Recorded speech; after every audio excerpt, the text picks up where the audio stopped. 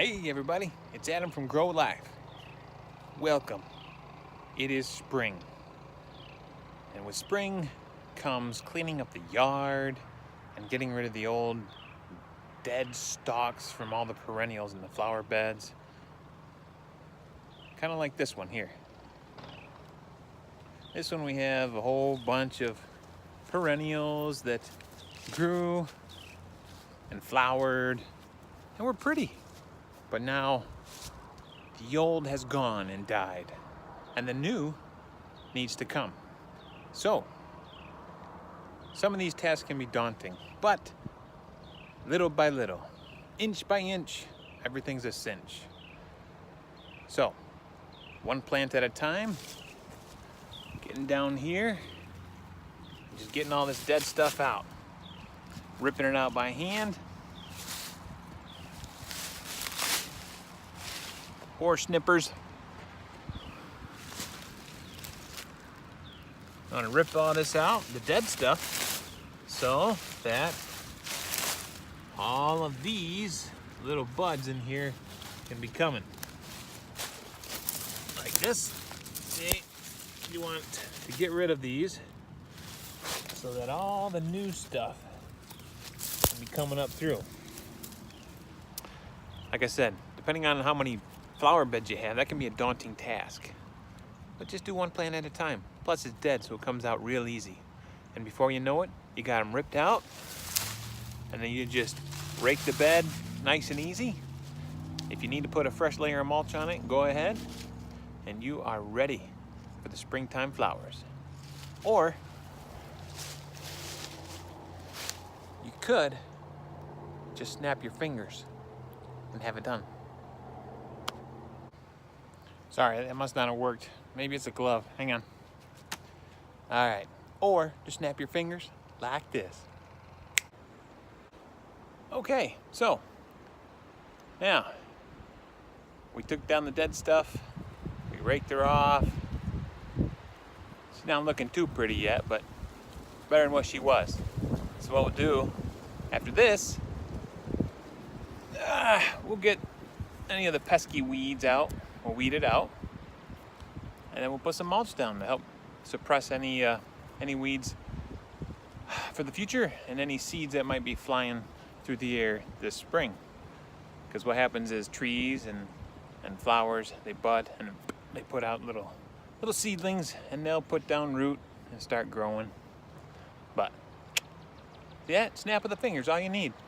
No, actually, I mean, it took, well, let me see. It took maybe half an hour or so, but some raking and some snipping. It took a little more than a snap, but it doesn't take much, as you see.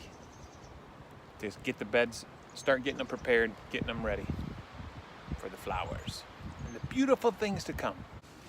You know, a lot of times in our lives, we have things that are awesome and beautiful in season. But then the season passes. You know, we have awesome things in our life happen and bloom, and opportunities, and then it passes, and then they become kind of like this, you know? But it's important if you want the next step. I don't know if you can see this or not, but see those red things in there? Those are buds. It's a peonies.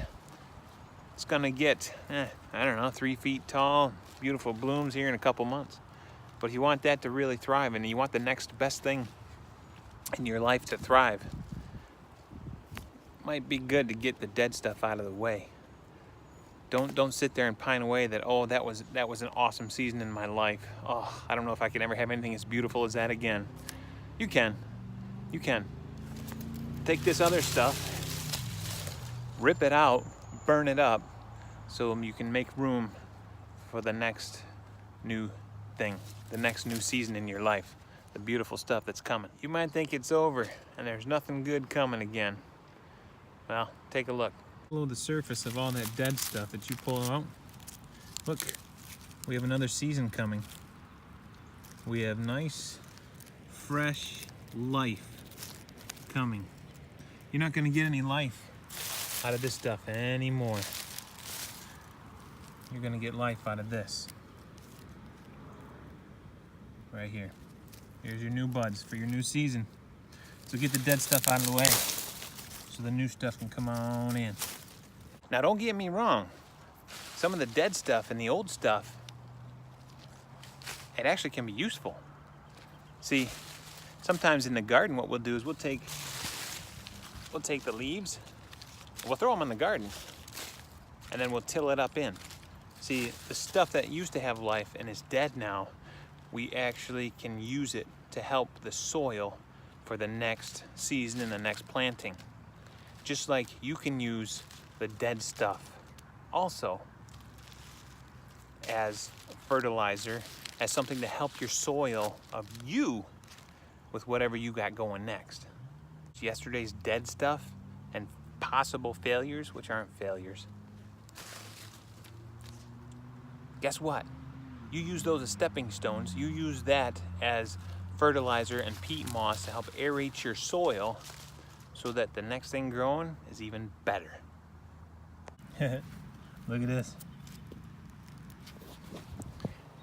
Those are my buddies. Get it?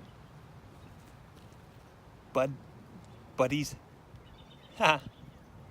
Never mind. So, do you have snap-resistant plants? If so, then you're going to have to do it the old-fashioned way. But if you have some of these genetically modified plants that respond to finger snapping, you might be in business. Right here, we have a butterfly bush, okay?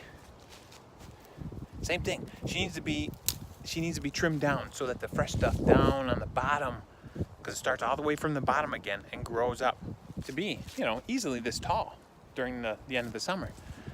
So if you have a snap-resistant plant, you're going to have to get the old clippers, snippers out and do it the old-fashioned way and drag it away and burn it, or put the old stuff in the trash can.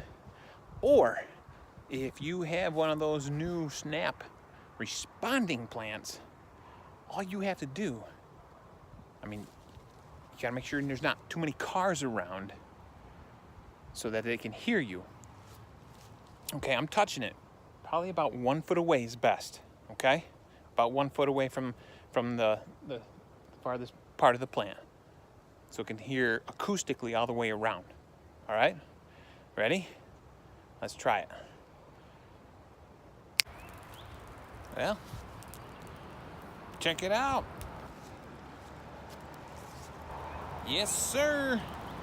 She's all trimmed down, ready for the new stuff. It doesn't happen instantly. You have to work for it.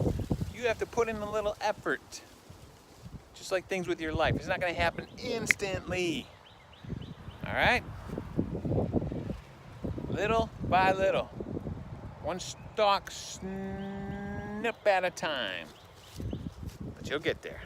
Just in case you guys didn't get that, there's no such thing as a snap responding plant, okay? Use common sense, everybody. Have a good one. If this was helpful at all, or just fun, click the like. Please subscribe. It'll help us out in the long run. Thanks, guys. Throw some comments on there. Or if you'd like to make a snap-resistant plant, or if you don't know if yours is, you can invite us over. We can test it out. All right? Catch you later.